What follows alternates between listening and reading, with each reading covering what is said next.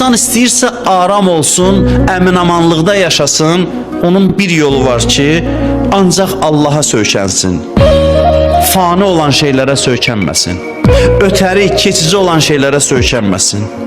İndi cavansan, məsələn, sağlamsan, işləyirsən, bu məqamda Allaha söykən. Ruzunu ondan gör, onun əlində hesab elə. Nə cavanlığa söykən, nə malik olduğun şeylərə söykən. Özü fəqir bil.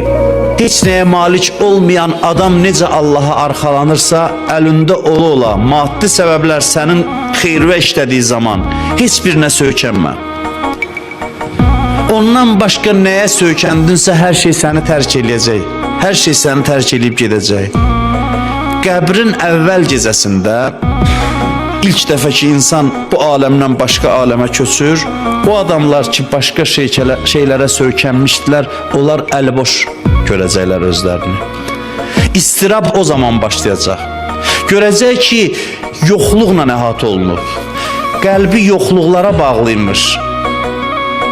Və onlar artıq onun yanında əhatəsində yoxdur. Bu mövzunun razılıqla nə əlaqəsi var? Axı bizim mövzumuz Allahdan razı olmaqdır. Niyə bu mövzudan danışdım?